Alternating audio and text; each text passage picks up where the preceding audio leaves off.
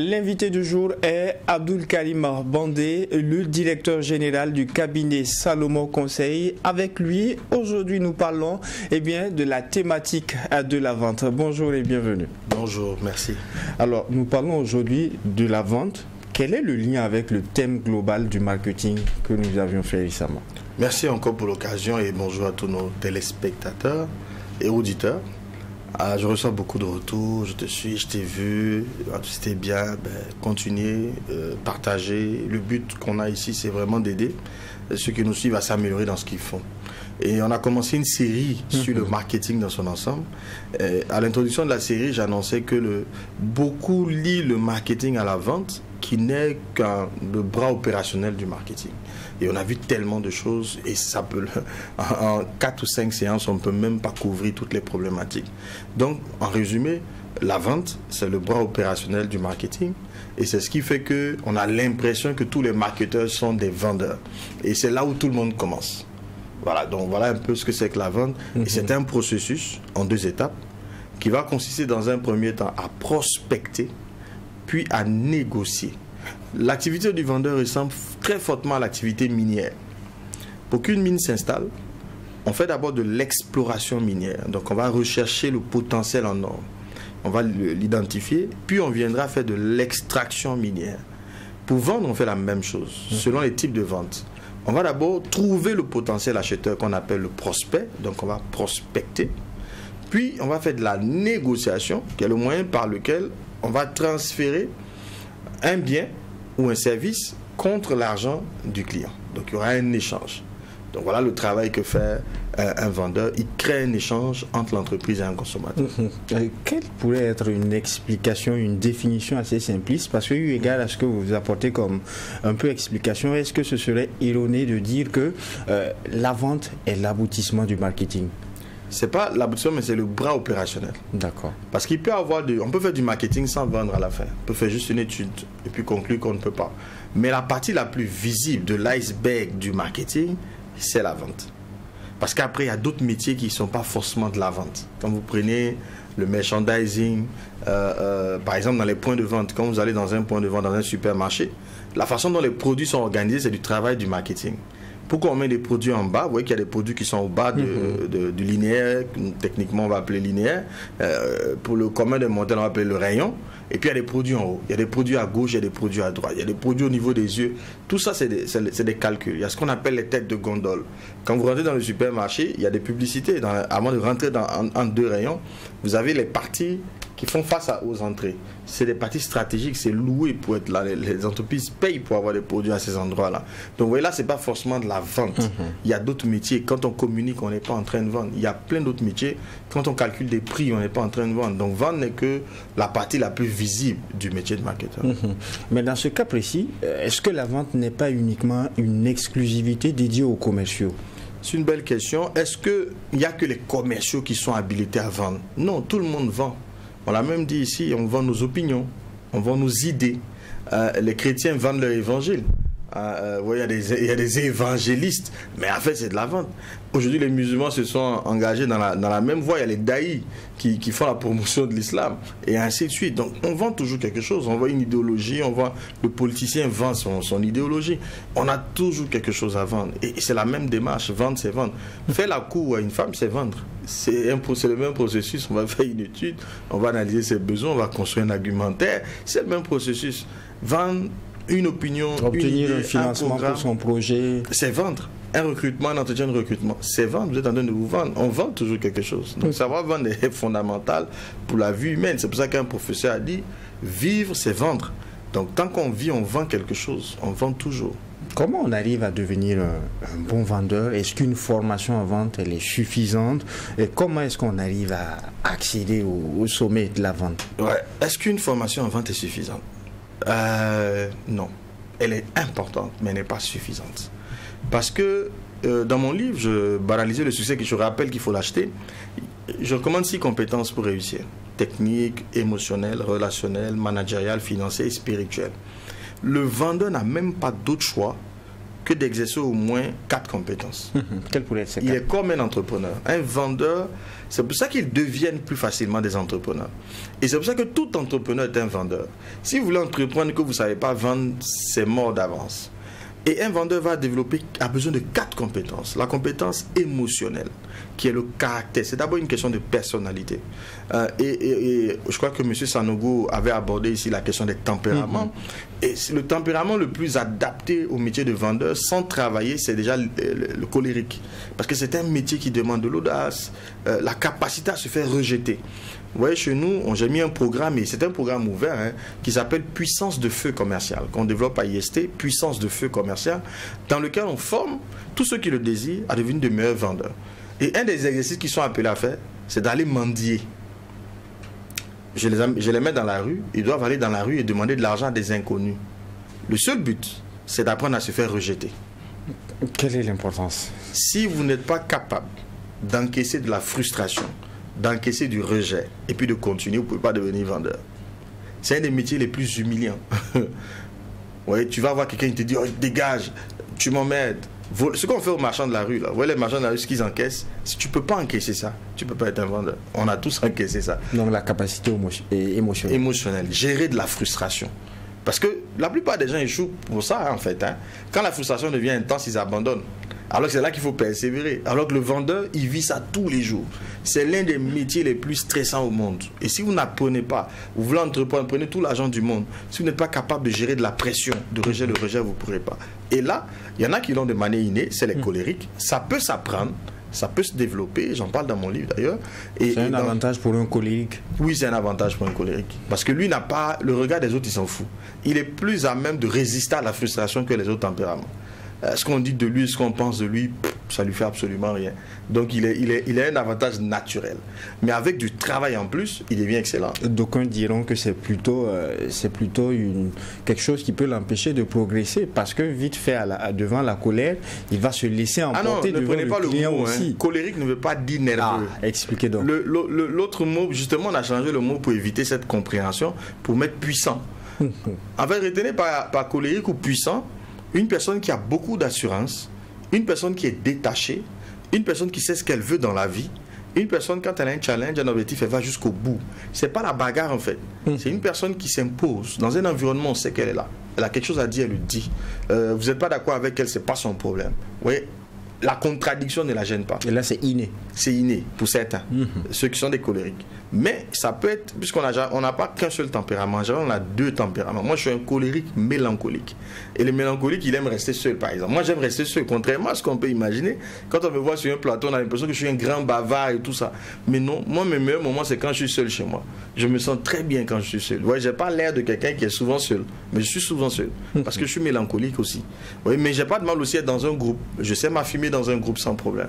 Parce que je suis aussi colérique. Donc, on peut être un colérique, donc avec une bonne propension à entreprendre ou à vendre, mais être limité d'autre part, parce qu'on a un autre tempérament qui est une faiblesse. Donc il faut travailler dessus pour atteindre un certain équilibre. Mais la compétence émotionnelle est l'une des premières, des fondamentales qu'un vendeur doit avoir déjà inné et ou travailler.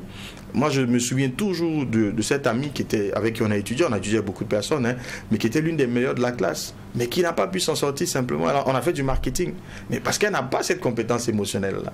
Vous ne pouvez pas vouloir être un vendeur et puis vous êtes introverti. Vous avez honte, vous avez peur des gens, vous avez peur du rejet. Non, il faut travailler là-dessus rapidement. Sinon, vous risquez de ne pas réussir dans ce métier. Et beaucoup abandonnent. Beaucoup abandonnent parce qu'ils n'ont pas ce coffre émotionnel pour résister au rejet et à la frustration. Deuxième compétence qui est importante, c'est la compétence relationnelle. Comment rentrer en lien avec des gens, comment communiquer. Parce que vendre, c'est communiquer, c'est négocier, c'est vendre son opinion, c'est convaincre. Convaincre veut dire littéralement vaincre avec. C'est vaincre la volonté des autres. Et si vous n'avez pas cette habileté communicationnelle, vous ne pouvez pas vaincre les volontés des autres. Donc ça c'est aussi un travail à faire ce soir. C'est des techniques à développer. Et c'est ce qu'on fait dans un cours de marketing en fait. On va apprendre à vendre. On va voir comment on structure un argumentaire, comment on rentre en relation avec un client, comment on envoie, on traite des objections, etc. Ça, c'est la partie relationnelle. Et il faut ajouter à ça aussi tout ce qui est technique, parce qu'il faut comprendre même la stratégie d'entreprise, il faut connaître les produits pour en arriver jusqu'à vendre. Vendre, comme j'ai dit, c'est la fin du processus. Mais il faut comprendre ce qu'il y a avant le processus. Donc, il faut qu'il soit en même temps technique relationnel, et puis enfin spirituel. Spirituel parce que c'est un métier incertain. Il y a beaucoup d'incertitudes dans une vente. Quelqu'un me disait hier, il allait présenter, un ami il y a longtemps d'ailleurs, ça c'est plus loin, et quelqu'un a validé l'achat d'une voiture avec lui. Le gars est d'accord pour payer la voiture, il n'y a pas de problème. Mais il dit non, il veut que sa femme vienne voir la voiture. Quand sa femme vient voir la voiture, la couleur de la voiture, elle n'aime pas la couleur. Elle envoie une parole au gars, comme un homme peut acheter une voiture rouge. C'est fini, la vente s'arrête là, parce que sa femme a fait un commentaire. Donc vous ne pouvez pas avoir un contrôle véritable sur votre processus de vente. Il y a tellement d'incertitudes dans la vente que un vendeur qui ne sait pas entretenir sa foi, il va avoir du mal. Parce que ça fait peur. Ça fait peur. C'est le métier qui est le plus facile à contrôler. Si tu as vendu, tu n'as pas vendu. L'équation est très simple. On ne peut pas se cacher derrière des excuses. Non, à la fin, là, tu as vendu combien? C'est tout ce qu'on veut voir.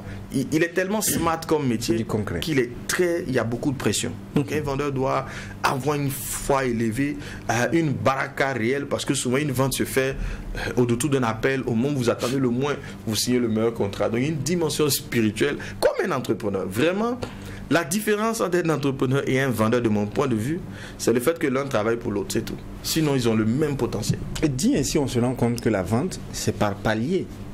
Une formation devrait suffire pour être un bon vendeur. Pourquoi vous dites que la formation n'est pas suffisante? Non, elle n'est pas suffisante. Parce que Parce que tout ce que vous avez cité, pour quelqu'un qui est allé dans la vente de manière autodidacte, il ne peut pas le savoir. C'est dans la formation qu'il est capable. Non, il apprend. L'autodidacte, c'est de la formation. Moi, il y a plein de choses que je viens vous dire ici, c'est autodidacte. C'est de la formation. Et dans mon livre, j'en parle. La connaissance, c'est 3 leviers. L'information, la sagesse et l'intelligence. C'est la combinaison des 3. Quand vous êtes dans un cours, on donne l'information. Ce n'est pas de la connaissance. Cette information, vous devez être capable de la comprendre. Pour la comprendre, il vous faut de la sagesse. Il y en a qui n'ont même pas de sagesse. Ils viennent des clés USB. C'est juste un outil de stockage. Il enregistre, il n'y a pas d'analyse, il n'y a rien. Pour être capable de comprendre ce que tu as appris, il faut que tu aies de la sagesse. Ça, c'est fondamental. Ensuite, tu as compris. Il faut utiliser. Pour pouvoir utiliser ce que tu as compris, il faut de l'intelligence. Et en général, c'est sur le terrain que tu peux comprendre ces 3 choses. Ça même encore, il faut être très habile pour arriver à combiner l'information, la compréhension et l'usage. C'est une dynamique assez complexe. C'est pour ça que moi je crois, et c'est ce qu'on fait à IST Ouaga 2000, c'est un travail où on fait en sorte que l'étudiant pratique. Parce que c'est au moment où il pratique qu'il comprend vraiment ce qu'il fait. C'est pour ça que c'est après l'école que beaucoup se rendent compte, ça là c'est ce que ça voulait dire. Parce que au moment où tu apprends que de manière conceptuelle uniquement, tu ne comprends pas vraiment. Mais c'est nécessaire cette étape de formation conceptuelle. Maintenant, c'est aux écoles, c'est à nous de créer des cadres, mais c'est coûteux en réalité. Pour arriver à concevoir, il nous faut beaucoup d'ingéniosité à IST Ouaga 2000 pour permettre à nos étudiants de pratiquer en même temps. C'est très complexe, c'est très coûteux. Tu vois? Donc sinon, c'est l'idéal de formation. Mais ce qu'on fait de manière générale, ce qui existe au Burkina de manière générale dans le monde, on vous forme, après vous allez pratiquer. Donc ceux qui n'ont pas cette habilité à créer le pont entre ce qu'ils ont appris en théorie et ce qu'ils pratiquent, ils se perdent un peu, ils ont du mal à connecter, à synthétiser l'information qu'ils ont reçue. Parlez-nous de la dynamique stratégie-vente. La dynamique, oui, parce que comme je disais, vendre, c'est bien. C'est pour ça que si vous prenez un vendeur qui a pris sur le tas, il sera un bon vendeur. Mais il ne pourra pas dépasser un vendeur qui a à la fois de l'expertise terrain et puis qui comprend toute la démarche stratégique qui est derrière. Parce qu'un produit, les produits ne se vendent pas de la même manière. C'est tellement vaste comme option. Depuis l'étude, le choix stratégique, le mix marketing, jusqu'à la vente, il y a tellement d'étapes. Mais celui qui est capable de comprendre toutes ces étapes en amont, sa façon de vendre, son ciblage même. Je me souviens quand je commençais à vendre, mais je vous assure, je ne vendais pas. Moi, le meilleur de la classe en marketing, l'un des meilleurs en général, je peux dire que j'étais le meilleur. Ouais, ça, je peux le dire, il y a des gens qui suivent pourront témoigner. Mais je vous dis, je sors de l'école, je vais sur le terrain 2-3 mois, je ne vends rien. Je dis, mais un truc qui ne va pas là. Comment moi je peux ne pas malgré tout ce qui a été acquis. Mais je sais de quoi je parle, quoi. Je maîtrise mon marketing, pourquoi je ne vends pas? Et là, je reprends mes cours. Moi, j'allais au stage avec mes cours. Quand je suis devant une difficulté, je vois qu'est-ce que le cours dit. Je vais lire un livre. Et j'arrivais par la suite à combiner. J'ai compris, finalement, voici la dynamique. Et après, j'avais une démarche. Moi, je ciblais. Je ne me levais plus. Pendant 3 ou 6 mois, j'allais n'importe comment chez n'importe quel client. Mais quand je suis retourné dans mes cours, j'ai recompris comment je devais adapter mon cours à la réalité terrain. Mais je faisais du ciblage. Et j'ai un stagiaire qui était avec moi. qui s'est rendu compte que j'avais une démarche qui était différente. Donc, qu'est-ce qu'il faisait? Il me suivait. Et ce qui était dommage, il me suit et il copie tout ce que je fais. Donc, ça devenait désagréable. Parce que moi, je mettais de la démarche dans mon action. Parce que j'arrivais à comprendre mes cours. Donc, voilà la différence. Celui qui ne comprend pas toute cette structuration stratégique qui est derrière, il peut passer à côté. Et là où je vois beaucoup de vendeurs professionnels, dit-on, ratés, ils ne savent même pas structurer un argumentaire. Parce qu'ils ne comprennent pas la démarche théorique. Ils vendent par expérience. Mais il n'y a pas de technicité dans son approche. Oui, c'est pas pareil. C'est comme quelqu'un qui fait une école de foot et puis un bon joueur du quartier. C'est pas mal d'être un bon joueur du quartier. Mais l'école de foot va lui donner un plus. Un plus. Des potes. Oui. Non, même la façon de jouer. Moi, mes enfants, je les ai mis de temps en temps dans un club pendant les vacances. Mais je vous dis qu'ils jouent différemment. Le simple fait d'avoir appris à contrôler une balle, à faire des dribbles, ils ne jouent pas de la même manière. Parce que c'est une école, on te dit c'est technique. Vous voyez? Mais celui qui a appris dans la rue, il est fort, il est doué, il est talentueux.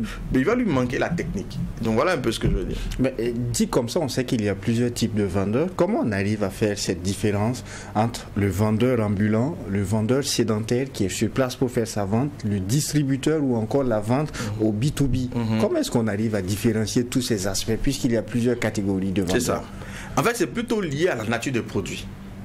En fonction du... Il y a une démarche stratégique derrière. En fonction du produit que vous vendez, la façon de vendre n'est pas la même. Par exemple, quand vous prenez les marchands ambulants, qui est la meilleure école de vente, si vous voulez devenir un vendeur, oui, vous voulez devenir un entrepreneur, allez dans la rue. Et je vous dis ce que vous allez apprendre en premier, c'est la capacité à vous faire rejeter. Ça, c'est le premier apprentissage. Le deuxième apprentissage que vous allez avoir, mais si vous êtes technique, vous comprenez les outils, ça va être encore mieux. Mais si vous ne les comprenez pas, vous allez développer des réflexes. Vous allez apprendre à connaître l'homme. Parce que la vente, c'est de la psychologie. Il faut être capable de regarder quelqu'un et savoir comment tu le prends. Quel est son caractère, son tempérament. C'est quel type de client. Il y a beaucoup de petits outils qu'on a qui est de la psychologie pratique qui nous permet de connecter avec des gens assez facilement. Mais celui qui n'a pas ces outils théoriquement, mais qui est tout le temps sur le terrain, il va finir par apprendre. Il va connaître l'homme. Il va connaître...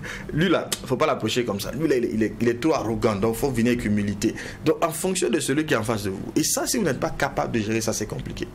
Mais si vous regardez les types de produits qui sont vendus en général dans la rue, ce n'est pas des marques. Parce que vendre un produit à la sauvette dans la rue, il y a un risque sur l'image. Ce n'est pas des produits qu'on peut vendre longtemps. On ne peut pas construire un capital confiance autour de ces produits-là. Généralement, ça va être des produits bas de gamme. Vous ne verrez pas un produit de marque se vendre comme ça, comme un vendeur ambulant. Non, ça va être des produits, c'est comme du déstockage. Souvent, vous pouvez voir ça dans du déstockage. On a un stock qui était trop long, on sent qu'il va périmer bientôt, bon, on peut l'évacuer. Mais un produit qui veut construire une marque forte, la confiance ne va pas se vendre dans la rue. Donc, mais c'est l'école de la vente. Je vous assure, moi, tous mes étudiants, je les pousse à aller là. Pendant les vacances, allez là, allez apprendre, allez encaisser, allez gérer la frustration et le rejet et vous serez de très bons vendeurs. Deuxième vente, on a dit la vente sédentaire. Ça, c'est la vente que je déconseille à un nouveau vendeur. Tu es assis dans un bureau. Vous voyez, toutes les agences de téléphonie mobile, bancaire, tout ce que vous voulez, c'est un commercial qui est assis. Les gens viennent vers lui. Il n'y a pas de frustration dedans. Il y en a, mais ce n'est pas beaucoup. Ça ne forge pas. Il n'y a pas de plus-value. C'est de l'accueil. Là, on fait plus de l'accueil. Vous voyez, on n'est pas dans une démarche d'offensive. On est dans une approche pratiquement défensive. Les gens viennent vers nous, donc c'est un peu gagné d'avance. Il y a un peu de frustration, mais il n'y en a pas assez. Ouais, mais quand tu vas vers, c'est là qu'il y a le challenge. C'est là où tu es le commando, tu es un vrai commando, tu vois. On t'envoie en mission impossible. Mais quand tu es assis, bon, c'est le bureaucrate, tu vois. C'est pas mauvais. C'est une forme de vente, mais je déconseille. En tout cas, quelqu'un qui commence sa carrière de passer par là. Est-ce qu'on peut imaginer autrement avec un boutiquier, par exemple, tout simplement? Oui, s'il est le propriétaire de sa boutique, c'est différent. Il est entrepreneur. Lui, il va faire des achats et c'est pas pareil. Mais s'il est le vendeur en boutique, je ne vois pas ce que ça va lui apporter. En tout cas, si tu veux faire une carrière de vendeur, d'être sédentaire, non, c'est pas efficace. Il ne faut pas rester dedans longtemps. Qu'en est-il maintenant du distributeur ou du vendeur en B2B? Alors, le distributeur, lui, oui, il y a des produits comme l'huile, comme le lait, comme les boissons, les soft drinks et tout. Leur vente, en réalité, ils ne se vendent pas comme on ne vient pas te vendre. Est-ce que quelqu'un vous a déjà venu en face de vous pour vendre un coca? Bon, désolé. Pour vendre un soft drink. Généralement, on va mettre en place un système de distribution. Et ça, c'est le rôle du marketeur. On va prendre des grossistes, des demi-grossistes, des détaillants. Vous allez aller à la boutique ou au restaurant acheter votre produit. Mais pour que le produit quitte chez le producteur, jusqu'à la boutique, vous allez l'acheter, l'eau et tout ça. Il y a un travail qu'un merchandiser fait. un merchandiser distributeur. C'est-à-dire que l'entreprise de distribution va recruter des vendeurs. Eux, leurs clients avec qui ils travaillent, c'est les grossistes, c'est les détaillants, c'est les demi-grossistes. C'est pour ça que vous allez voir par exemple les boissons, dans les maquis, il y a de l'animation. Mais quand il vient faire l'animation, c'est pas le gars qui vous vend. Il anime, il aide le maquis à vendre ses boissons. Vous voyez, ça c'est le travail du distributeur. C'est lui qui va venir travailler à positionner les produits dans les rayons. Je vous disais tantôt, vous allez voir qu'un produit en haut, en bas, un produit qui est en haut, on ne peut pas avoir accès à lui. Il ne va pas se vendre comme un produit qui est au milieu ou au niveau des yeux. Il y a une bataille que les merchandisers font entre eux. Tout est calculé. Bien sûr, pour avoir les meilleures positions. Ça c'est le boulot du merchandiser. Et puis maintenant, vous avez ce qu'on va appeler, je l'ai appelé comme ça pour faire simple, la vente en B2B, parce que le merchandising aussi, c'est de la vente en B2B. Mais là, je veux parler de la vente, par exemple, de la formation. Quand le directeur commercial ou des agents de 3TV du groupe vont dans des entreprises pour vendre, oui, ça aussi, c'est différent. Et c'est là qu'on vend vraiment. Ça, c'est le vrai challenge de vendeur. Il faut appeler, prendre rendez-vous pour rencontrer même directeur. Le challenge que mes étudiants en puissance de feu commercial avaient dernièrement, c'était d'obtenir des rendez-vous avec par exemple le DG de la douane. Des structures, c'est impossible. Ouais, ils vont et puis on dit, même le gardien n'arrive pas à passer la barre du gardien. C'est aussi difficile que ça. Je dis, ben ouais. Le gardien même ne te laisse même pas rentrer. À plus forte raison, tu vas aller voir le standardiste, tu vas aller rencontrer la secrétaire pour espérer rencontrer le DG. Vous voyez tous les murs qu'il faut traverser. Et plus vous parlez, plus je pense à David Nana, toujours au pas de course dans les escaliers de je vous assure que c'est du stress. C'est le gars le plus stressé de la maison. De temps à temps, il faut lui donner l'occasion de souffler. Parce que lui, on l'appelle, tu as vendu combien? Mais les rejets qu'il encaisse. Pour avoir un client, je vous promets, vous pouvez encaisser pratiquement 20 rejets. Une fois, on discutait avec un des grands patrons de ce pays-là. Son nom ne me vient pas, je ne veux pas citer l'entreprise. Et puis, qui disait que lui ne comprend pas les jeunes. Que les jeunes disent qu'il n'y a pas d'argent. Lui, il dit que ce n'est pas vrai. Il dit, si tu veux avoir 10 rats, il faut creuser 20 trous. Pour avoir 10 rats, tu creuses 20... Non, un rat, il faut creuser 20 trous. Mais les jeunes ne veulent pas creuser les trous. Ils veulent les rats. Comment vous faites ça? Ah non, Apollinaire Compaoré. L'exemple est appliqué autrement par des jeunes au niveau des concours de la fonction publique. Pour avoir un, ils déposent 20. Exactement. Mais fais la même chose dans la vente. C'est la même chose. Tu tapes plusieurs portes, des rejets, et puis après, tu te rends compte que bon, il suffit de mettre du punch et puis c'est tout. Vous voyez les marchands ambulants qu'ils font comme distance? Vous imaginez le nombre de fois qu'ils encaissent des rejets dans la journée? Mais si vous montrez leur chiffre d'affaires, vous n'allez pas croire. Ils font de l'argent, hein? Ils font de l'argent. D'ailleurs, mon fils, il me dit c'est la Saint-Valentin bientôt, que lui, il veut vendre des cadeaux Saint-Valentin. Donc samedi, il est allé au marché, lui, avec quelqu'un. Ils ont fait le tour, ils ont trouvé des produits. Hier, il en a vendu déjà pour 2000. Puis il voit qu'il y a des marges. Mais il va encaisser du rejet. Il a 12 ans. Il dit, mais petit, il faut vendre. Si tu ne sais pas vendre, tu vas être pauvre. C'est là où on fait de l'argent. Donc à 12 ans, moi, j'apprends à mon fils à vendre. Et ça, c'est depuis qu'ils sont CP1. Depuis qu'ils sont au CP1, chaque MS, ils reçoivent des moments qu'ils doivent aller vendre. Ils ne vendent rien, ils perdent les moments, c'est pas grave. Moi, je veux que vous développez cette habileté à vendre. Parce que si vous ne savez pas vendre, ça va être compliqué de faire beaucoup d'argent et d'avoir de l'influence. Et justement, quelles sont les astuces que vous pouvez donner à nos auditeurs ou téléspectateurs qui veulent améliorer leur vente en termes de technique commerciale et tout? Déjà, vendre, c'est vraiment, comme je dis, c'est beaucoup de choses, je vais résumer. Hein. Un des éléments, c'est étudier son environnement. En vente, on va te dire, si tu ne connais pas ton environnement, tu ne peux pas vendre. Il faut connaître l'environnement, c'est quoi? L'entreprise. Qu'est-ce qu'elle est, son historique, parce que ça va servir pour l'argumentaire. Il faut connaître ses produits. C'est quoi le produit que tu vends? Il répond à quel besoin? C'est quoi ses caractéristiques? C'est quoi ses points forts? C'est quoi ses points faibles? Parce que c'est ça, vendre. C'est faire présenter les bons aspects du produit, mais c'est traiter les mauvais aspects du produit. Parce qu'il y a des faiblesses du produit. Et ça, on va appeler ça le traitement des objections. C'est connaître la cible. Celui à qui tu vends, c'est qui? Il se trouve où? Comment on le trouve? Parce qu'un produit n'est pas fait pour tout le monde. Un produit est fait pour un public précis. Il faut trouver ce public-là. Et puis enfin, il faut connaître tes concurrents. Parce que tu n'es pas le seul à vouloir conquérir cette clientèle. Tu as un concurrent qui veut la même clientèle. Et si tu ne connais pas les points forts de ton concurrent, qu'est-ce qu'il a de plus que toi? Tu peux passer à côté de ta négociation. Tu peux être en train de vendre ton produit, mais en fait, tu fais la promotion de ton concurrent. Parce que si tu insistes sur une caractéristique où le concurrent est plus fort que toi, le client le sait. Généralement, on ne paye pas une fois. Quand tu veux payer une chose, tu tournes un peu. Tu compares les produits. Donc, si toi, tu me parles de ce que j'ai vu, j'ai entendu, j'ai fait des recherches, je me rends compte que ton concurrent est plus fort que toi sur cette question. Et tu insistes dessus. Donc, tu es en train de me dire d'aller chez le concurrent. Donc, si je ne connais pas mon concurrent, je peux passer à côté de ma vente. D'accord? Donc, il faut connaître. Il faut être capable, je l'ai dit tout à l'heure, de construire un argumentaire. Je vous dis, les gens ne savent pas construire des argumentaires. Comment on construit son argumentaire? Alors, l'argumentaire, déjà, c'est l'ensemble des arguments. Un argument, c'est 3 parties. Caractéristiques. Caractéristiques, c'est quoi? Tu prends ton produit, la couleur, la matière, le goût, je ne sais pas ce que tu vends. Mais ce sont les caractéristiques du produit. Si tu prends TruTV, c'est une marque.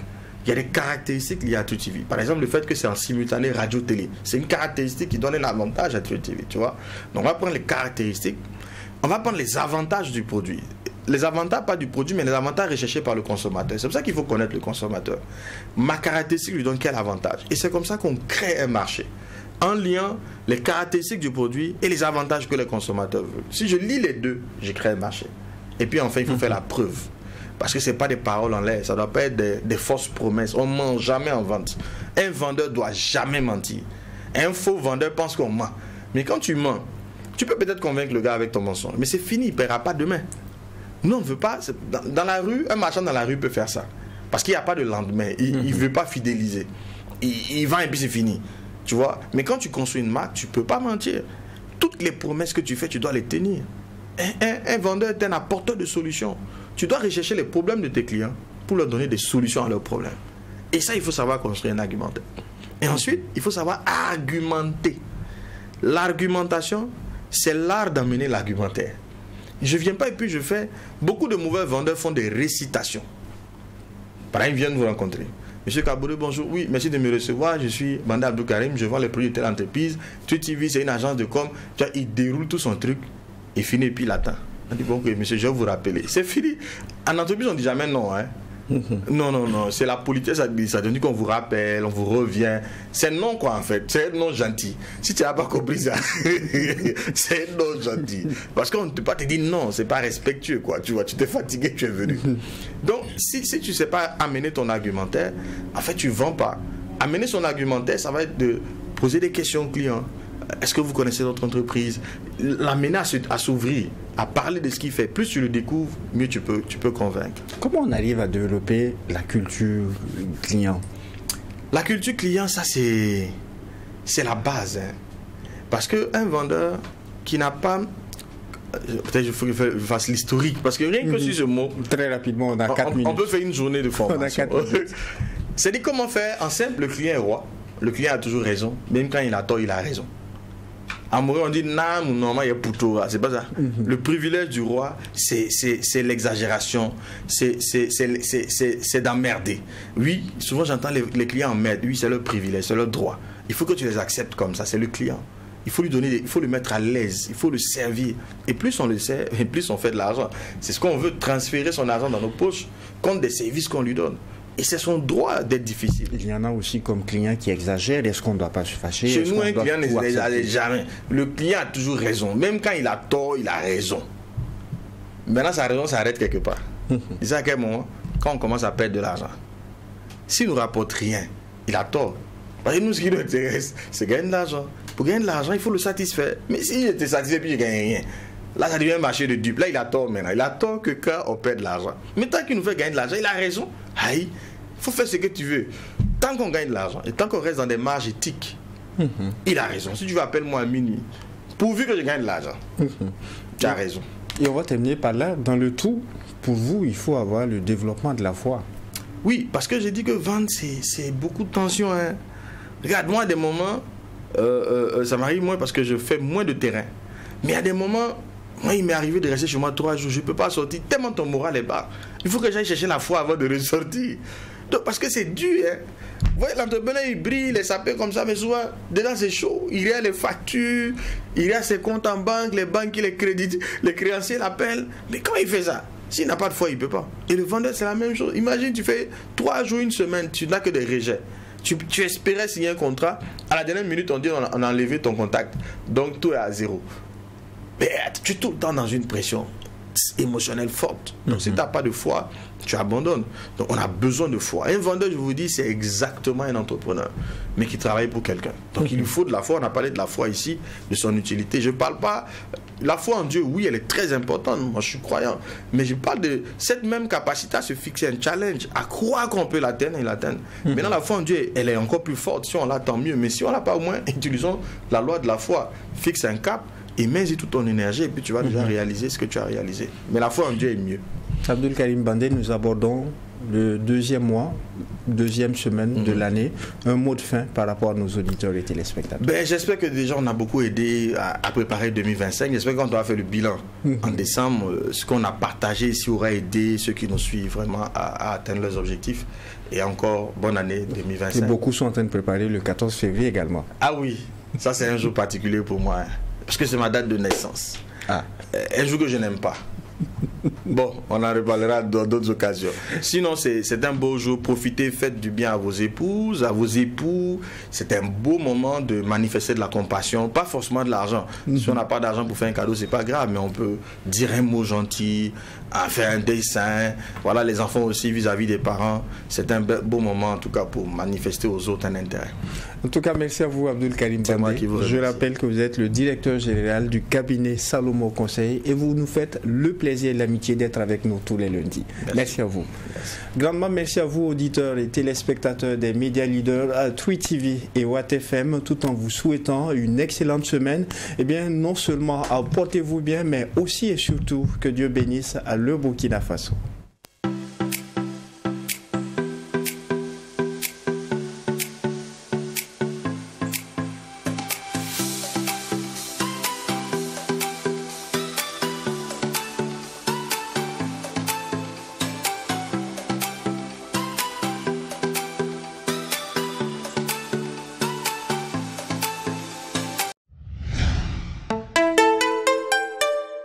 Twi TV, la télé interactive.